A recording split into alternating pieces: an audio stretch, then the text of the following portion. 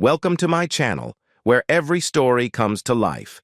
Dive into captivating narratives that spark your imagination. Let's start today. New narrative story. Luca Rossetti, 48. A respected and hard-working Italian architect, born and raised in Tuscany. A man of great resilience, Luca devoted his life to his family, only to be abandoned during his darkest time. Elena Dubois Rossetti, 45. A French-born socialite who always loved the finer things in life. She married Luca when his career was at its peak, but when he fell ill, she chose an easier life over standing by her husband's side. Sophia Rossetti, 22.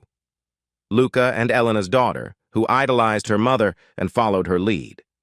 At the time of her father's illness, Sophia chose comfort and freedom over the struggle of supporting a sick parent. Giorgio Conti, 55. Luca's business partner and close friend. One of the few people who stayed by Luca's side during his illness. The air in Luca Rossetti's office was thick with the scent of leather and polished wood. The sun streamed through the wide windows, casting a golden hue over the sketches sprawled across his desk.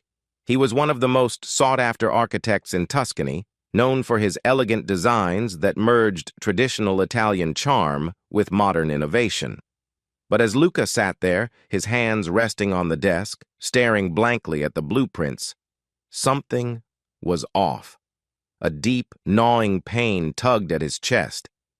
It wasn't just the physical pain from the aggressive cancer that had invaded his body. It was the emotional weight of abandonment.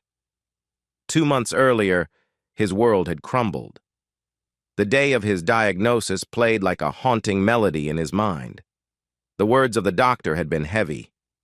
Stage 3. It's going to be a tough battle, but it's winnable. Elena had been there, her face frozen in shock. But instead of leaning on each other for strength, she recoiled. At first, Luca tried to ignore it, thinking that perhaps she just needed time to process. After all, this was the woman he had loved for 20 years, the mother of his daughter.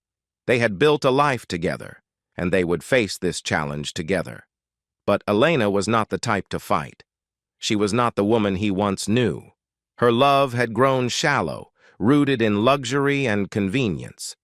One night, after another round of chemotherapy that left Luca weak and frail, she came into the room with a suitcase. "Luca, I can't do this anymore," she said, her voice shaking slightly, though not with regret, but with discomfort. "I need to live my life. I can't spend it taking care of you, watching you deteriorate." He had stared at her, wide-eyed and in disbelief. "What are you saying? You're my wife, Elena. We promised each other." She cut him off, shaking her head. "I can't, Luca. I can't be your nurse. I don't want this kind of life." And just like that, she left. Luca's breath caught in his throat as he remembered watching her walk out the door, suitcase in hand. What hurt even more was that Sophia, their daughter, had followed soon after. A young woman barely out of university, she had sided with her mother. "I'm sorry, Dad, but I can't stay here either. I need to think about my future. This is just too much." Those were Sophia's parting words. Luca was left alone, with only the sterile beeps of the hospital machines for company and the looming shadow of death. For months, Luca battled cancer alone. The chemotherapy sessions were grueling, leaving him weak, nauseated, and disoriented. His once strong body withered away, and his spirit dimmed. But amid the endless trips to the hospital, there was one constant in his life: Giorgio Conti, his business partner and closest friend. Giorgio was there for him when Elena and Sophia had turned their backs. He was the one who took Luca to his treatments, sat by his bed when the pain was unbearable, and made sure Luca's architectural firm didn't crumble in his absence. He became the pillar Luca needed to survive. "You've got to fight, Luca. This is just another project, another challenge to overcome," Giorgio would say, trying to lift his friend's spirits when Luca felt the weight of hopelessness. Luca's body was breaking down, but inside, something was shifting. The man who had once lived for his family, who had dedicated every success to them, began to realize that he was more than just a husband and a father. He was a man with his own worth, his own dreams, and his own fight. Slowly but surely, his will to survive returned, not for Elena or Sofia, but for himself. Months passed, and against all odds, Luca's health began to improve. The cancer treatments were working, and the doctors marveled at his recovery. By the end of the year, Luca was declared cancer-free, though his body bore the marks of his battle. He had lost weight, his once thick hair had thinned, and his face was gaunt. But he was alive, and he had won. However, the victory was bittersweet. The ones he had abandoned him. Even in his recovery, Elena and Sofia remained distant, living their new lives in Paris, where Elena had returned to the glittering social circles she adored. It wasn't until Luca's uncle, a wealthy businessman living in Switzerland, passed away and left him a $10 million inheritance that they resurfaced. The villa in Tuscany had always been Elena's pride. Set amidst sprawling vineyards with olive trees lining the driveway, it was the epitome of luxury. Elena had loved to host parties there, showing off their wealth and influence.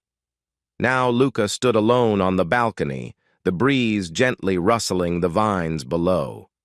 The letter from the Swiss lawyer was still in his hand. The inheritance had come as a shock. His uncle had been distant, eccentric even, living in seclusion in the Swiss Alps. But he had always admired Luca's dedication to his work and his family. Perhaps even in his estrangement, he had sensed Luca's struggle and wanted to help him rebuild his life. News of the inheritance spread quickly through social circles. It wasn't long before Luca received the call he had been both expecting and dreading. Luca. Elena's voice had sounded sweet, too sweet. I heard about the inheritance. I think we should talk. About what? Luca's voice was cold, sharp like the edge of a blade. I've been thinking a lot about us, about Sofia. We made mistakes. We'd like to come see you, talk in person. Can we? Luca had paused for a long moment before answering. Come. I'll be waiting. He hung up the phone, staring at it in disbelief. After all this time, they thought they could just waltz back into his life. His lips curled into a bitter smile. It wasn't love or regret that brought them back. It was money. Elena and Sofia arrived on a warm summer evening. As their car pulled up the long driveway, Luca watched from the steps of the villa. He had changed since they last saw him. His once soft demeanor was now hard, his eyes sharper, more guarded. The cancer had transformed him in more ways than one. Elena stepped out first, dressed in designer clothes, her sunglasses perched on her head. She looked the same, beautiful, polished, but there was an air of discomfort around her now. Sofia followed, her blonde hair cascading down her back, her blue eyes filled with uncertainty. Luca? Elena began with a smile, though it faltered when she saw the coldness in his eyes. Sofia? Luca acknowledged his daughter with a nod. Come inside. They entered the villa, the tension thick between them. Elena glanced around the house, noting the subtle changes Luca had made. The artwork she had chosen was gone, replaced by minimalist designs and furniture. It no longer felt like her home. They sat down in the grand living room, the silence heavy. Elena cleared her throat, trying to break the ice. You've done well for yourself, Luca, she said with a forced smile. The villa looks different. Things change, Luca replied simply, his tone emotionless. Sofia shifted uncomfortably in her seat, her eyes darting between her parents. She had followed her mother when they left Luca, not fully understanding the gravity of her actions. But now, sitting across from her father, She could see the pain and anger in his face. It was different from the man she had known. This Luca was harder, colder. Elena took a deep breath, trying to muster the words she had rehearsed on the way there.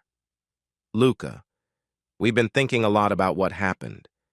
We made a mistake, leaving you when you were sick. We were scared, and we didn't know how to handle it. But now, we want to make things right. Luca stared at her, his expression unreadable. You left me when I was dying, he said quietly, his voice barely above a whisper. You and Sophia abandoned me when I needed you the most. And now, you think you can come back because I've inherited money? Elena flinched at the harshness of his words, but she pressed on. It wasn't about the money, Luca. We were confused, scared. You don't understand what it was like for us. No, Elena, Luca interrupted, his voice rising. You don't understand what it was like for me. You were supposed to be my wife. You were supposed to stand by me through sickness and health. But when things got hard, you ran. Sophia's eyes filled with tears as she listened to her father's words. Dad, I'm sorry. I didn't know what to do. I followed Mom because I thought it was the right thing. I was young and stupid. Luca turned to her, his eyes softening slightly. You were young, yes, but that doesn't excuse what you did. I fought for my life alone, because the two of you couldn't handle the reality of my illness. The room fell silent once again, the weight of Luca's words sinking in. Elena looked down at her hands, unable to meet his gaze. Luca stood up and walked to the window, staring out at the vineyards that stretched as far as the eye could see. The sun was setting, casting a warm glow of vey over the landscape. He turned back to Elena and Sophia, his face calm but resolute. You're not here because you love me, he said, his voice steady. You're here because you think my inheritance will solve your problems. But it won't. Money can't fix what you did. It can't undo the betrayal, the abandonment. Elena's eyes filled with tears, but Luca didn't waver. I've moved on, he continued. This villa, this inheritance, it's mine. I've rebuilt my life without you in it, and I've learned that I'm stronger than I ever knew. I don't need you anymore. He walked toward the door, motioning for them to follow. Elena stood up, her face pale while Sophia wiped away her tears. As they stood on the threshold, Elena opened her mouth to speak, but Luca stopped her. This is goodbye, he said softly.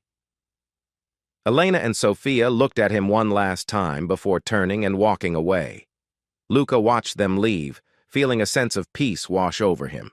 He had fought his battle and he had won, not just against cancer, but against the pain of their betrayal.